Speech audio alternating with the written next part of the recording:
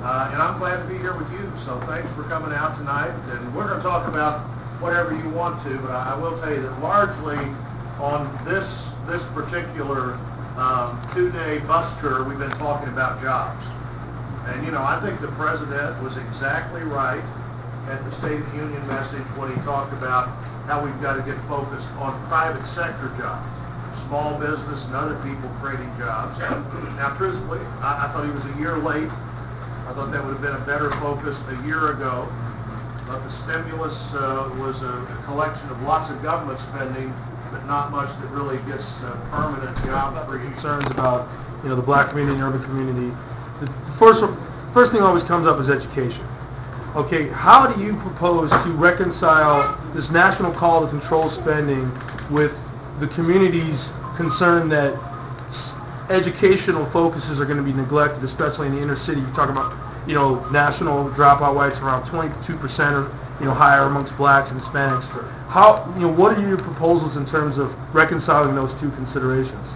Well, you know, I really think it's a mistake to assume that the proper or the best place to fund elementary and secondary education is Washington, D.C. Right. I think it's a mistake. Right.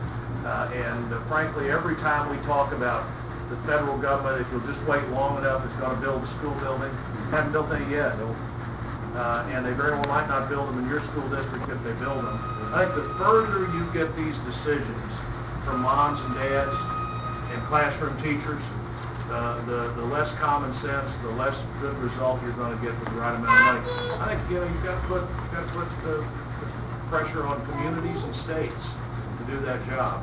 And frankly, I really do firmly believe that every time you talk about how much the federal government's going to do, people who should be doing that work take their shoulder off the wheel a little bit. And that's where I am. And, you know, that's not the, hey, I'm going to do everything I can to get all the federal money into elementary and secondary education, because I'd just be misleading you. Hadn't happened yet, not going to happen. I don't mind at all. You know, I was a classroom teacher. I got to be eventually a university president. I respect education. It's made a big difference in my life and the life of my children. But I think that you've got to look closer to where kids are if you're going to find the right solution. And if we keep waiting for the federal government, I don't mind at all spending a few federal dollars to try to create a model. And then share that model. You know, I think President Jefferson said that in our system, the states could uniquely be laboratories for change. And that doesn't mean federal straitjacket. That means try different things, see what works, and then share that. In competition and education, let's give people some choices, and let's be sure everybody has access to what those choices are. Yes, ma'am. I'm one of the many nurses across the state of Missouri who oppose the government takeover of our health care system. We know that with the election of Scott Brown, we thought that this was dead for a very short period of time. But as we see now what's coming on this coming week, it's not dead. And they're actually talking about reconciliation on this bill. What do you see as terms as conservatives and as far as Republicans, what can be done perhaps to stop that? Where we can stop this socialized medicine takeover? I think it's likely that the voters are going to stop that. And I think they likely stop it before it ever actually happens. And here are kind of the three scenarios of what could happen. One is they just pass some bill that doesn't mean anything, and you know, maybe I think the president at this moment would be glad to sign a postage stamp if it said health care for everyone. Just move on. Two is they actually pass a bill, but they have so tried to distort the real cost of this bill that none of the real changes to the system begin for about 5 years. So they've given the American people, if they pass the bills they've been talking about, a couple of different election cycles to have the ultimate repeal, which is, hey, we're just going to change the people that tried to force this on us. And three is they really just decide we're better with whatever they think their base is, who wants government-run health care, that we're better off not to solve the problem unless we get most of what we want and keep telling our friends we're going to fight for essentially a path to government-run health care. That's what the Speaker's for. The president, as late as a couple of years ago, anytime he was asked that question, said, personally, I want a single-payer system. Single-payer system is another way to say government. I had 12 bills that are still out there that I filed this year that all would improve the system. Medical liability reform saves a lot of money for taxpayers and anybody else who buys health insurance. Associated health plans where, if you run a restaurant, you could join the Missouri Restaurant Association plan. And what's working is the best health care in the world. What's broken is not everybody has access to it. 85% of the American people think the health care system is working for them. They all think it costs a little too much, and who doesn't? Whatever you're charging here, they probably think that costs a little too much too. $1.50 for a 12-ounce hot tea. They probably think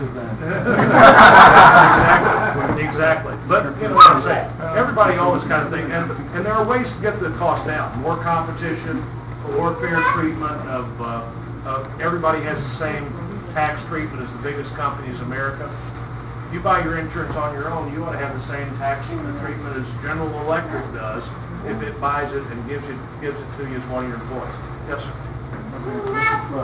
Senior folks. Yes, sir. I asked you didn't mean you and me. We didn't get a raise on the way they kind of figured out the cost of living in with nobody told Walmart and Kmart and all that. So, and then also people who are on Medicare, they figured out a way to charge more for the prescriptions. People who work at that moment and so they were preparing that in case that health care bill came in, they were getting that money off the top of the United Health Care.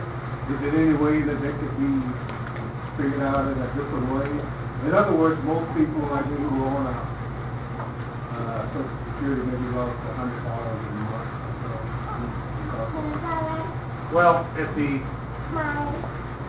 this is all, the reason there's no increase was technically the cost of living actually went down a little bit later, it didn't go up. And you can again find an example opposite. We're standing at 63107, which is also where I live, and I printed a lot of it out. You're standing in one of the poorest communities in St. Louis with one of the high rates of this and the highest rates of that and the lowest rates of this things, and yet you are also in this particular neighborhood, which is called Old North St. Louis, are standing in probably the finest example of how you can revitalize a community without destroying the people. Primary concern for the whole global world, of course, is pro-life, because the United States has lost 50 million unborn babies, boys and girls, since 1973. There's a lot of stereotypes about the north side, a lot of stereotypes about the city, a lot of stereotypes about any urban area, and I am a city girl, and I love the city, and I'm not even from St. Louis. I've been here 30 years, and I love the people of Missouri and the city of St. Louis and the county, and I love Missouri. God brought me here so that I could be influenced by all of you. So please do come back again and again and again. Don't forget us, and you have a room full of experts who I've taken up time from them by me running my mouth, but you have a room full of experts here that I hope that you call on and that you all get to know each other. We all have different needs and different knowledge bases. I work in homeless services with homeless pregnant women. We could talk on and on about everything we know that could be helpful. So what we really would love is that ear. If we can catch that ear and somebody work with our communities and have that speak from a knowledge point of view, not just a theoretical point of view, I think we can get a whole lot done.